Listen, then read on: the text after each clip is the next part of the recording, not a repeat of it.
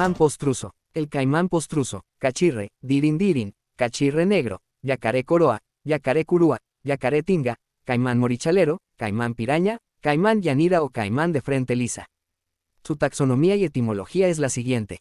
Dominio, eucariota. Reino, animalia. Filo, chordata. Clase, reptilia. Orden, crocodilia. Familia, Oligatoridae. Género, Paleosuchus. Especie, Paleosuchus trigonatus. En 1801 el naturalista Johann Gottlob Schneider describe por primera vez al caimán postruso. Su nombre científico, Paleosuchus trigonatus, deriva del griego. El género Paleosuchus deriva de palaios, que significa antiguo, y zoucos, que significa cocodrilo. El significado de cocodrilo antiguo proviene de la teoría que es una especie de cocodrilo que se separó de otras especies hace mucho tiempo, se estima que hace unos 30 millones de años. El nombre específico de Trigonatus deriva de trigonos, que significa de 3 picos, y de atus, que significa provisto de. Así, provisto de 3 picos, hace referencia a la forma triangular de su cabeza. Su ubicación y hábitat es el siguiente. ¿Dónde vive el Paleosuchus trigonatus? Se encuentra distribuido, por una amplia zona de Sudamérica, en las cuencas de los ríos Amazonas y Orinoco. Podemos observarlo en los siguientes países: Bolivia, Brasil, Colombia, Ecuador, Guyana, Guyana Francesa, Perú, Surinam, Venezuela. Habita en pequeños arroyos en zonas boscosas donde, en algunos casos, el agua puede ser insuficientemente profunda para sumergirse por completo. Rara vez se ve en áreas abiertas y no suele tomar el sol, incluso en cautiverio. Hábitat del caimán cachirre. Es una especie presente en los cursos de agua y en sus orillas. Se le encuentra en arroyos y ríos de corrientes lentas y también en aguas con cascadas y rápidos. A diferencia de otros caimanes, no suele verse tomando el sol y puede soportar aguas más frías que otros caimanes y cocodrilos.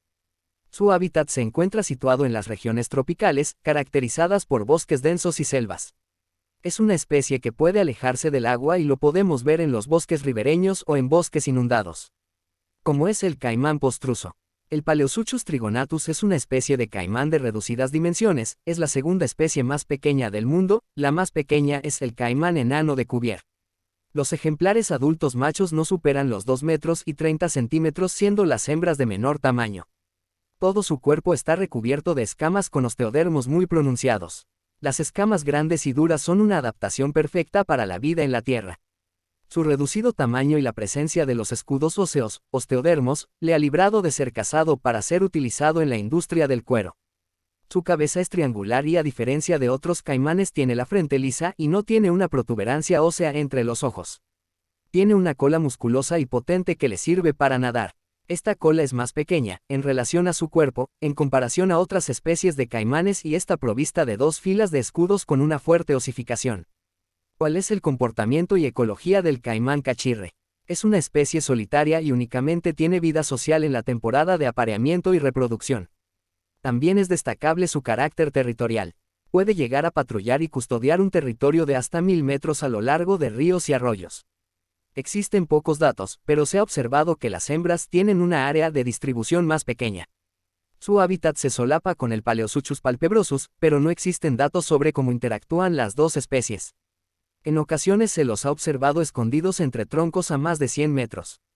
En cambio, por la noche son muy activos y es el momento que aprovechan para cazar y comer. Aunque son excelentes nadadores, pueden recorrer grandes distancias por tierra. ¿Cuánto vive el caimán postruso? No existe mucha información sobre su esperanza de vida en estado salvaje. Es probable que lleguen a vivir más de 25 años. Por otro lado, en cautiverio la esperanza de vida es menor, llegando a los 16 años. ¿Qué come el Paleosuchus trigonatus? Es un reptil carnívoro y adapta el tamaño de sus presas a su longitud. Los ejemplares jóvenes se alimentarán de insectos y otros invertebrados, y poco a poco introducirán a su dieta animales de mayor tamaño. Los adultos se alimentan dentro y fuera del agua. A diferencia de otros caimanes, pueden cazar perfectamente en tierra. En la caza terrestre, se ha observado cómo pueden elevar la cabeza colocando el cuello en vertical. Esta posición les permite observar y rastrear mucho mejor a sus presas. Son depredadores oportunistas y comerán todas las presas que estén a su alcance. Dentro de su estómago se encuentran gastrolitos, que son pequeñas piedras que junto con el movimiento del estómago ayudan a digerir los alimentos. Su dieta está compuesta por insectos acuáticos, moluscos, cangrejos, otros invertebrados, ranas, peces, aves, reptiles, serpientes y lagartijas. Mamíferos, puercoespines, vacas, armadillos, roedores. Depredadores. La mejor defensa que tiene es su comportamiento. Caza de noche, durante el día se esconde y protege a las crías recién nacidas. De esta manera se expone muy poco a sus posibles depredadores. A destacar también su piel con placas óseas que lo protegen de los ataques. Aún así, tiene bastantes depredadores en todas las etapas de su vida. Entre los principales depredadores destacamos: lagartos y lagartijas, se alimentan de sus huevos. Roedores, se alimentan de huevos. Cocodrilos, pueden comer crías y ejemplares jóvenes. Jaguares, se alimentan de crías y en menor medida adultos. Anacondas, pueden alimentarse tanto de crías como de ejemplares adultos. Seres humanos, principalmente poblaciones aborígenes. Reproducción y apareamiento del Paleosuchus trigonatus. Del Paleosuchus trigonatus hay muy pocos datos de su cortejo y apareamiento. Son animales muy territoriales y mucho más en la época de reproducción, los machos alejarán de sus territorios a sus posibles rivales. Lo que sí está claro, es que a diferencia de otros caimanes, el Paleosuchus trigonatus no realiza llamadas o sonidos para localizar a sus parejas. Se pueden reproducir durante todo el año, excepto durante la época de lluvias debido a la dificultad de construir los nidos.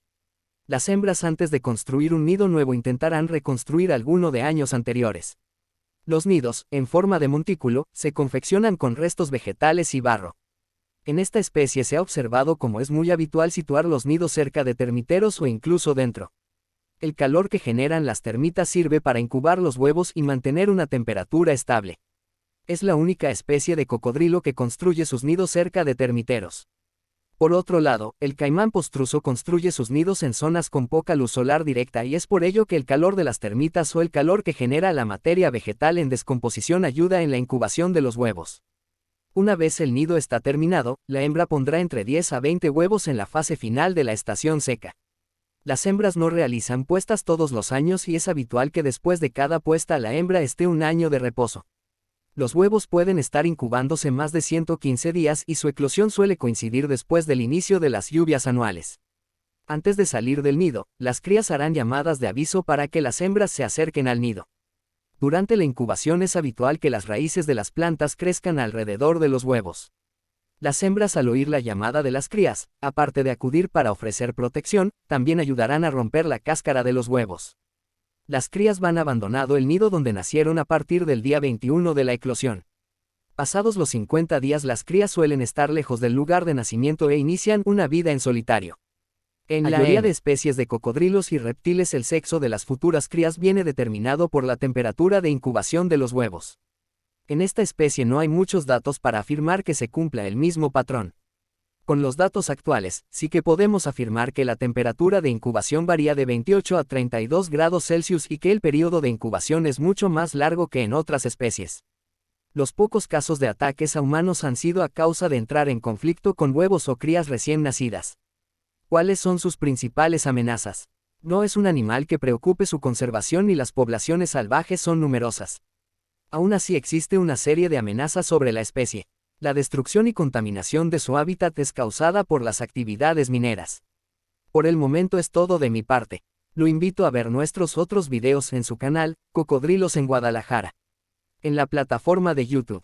Se despide de ustedes, su reportero, Luis Mora. Hasta pronto.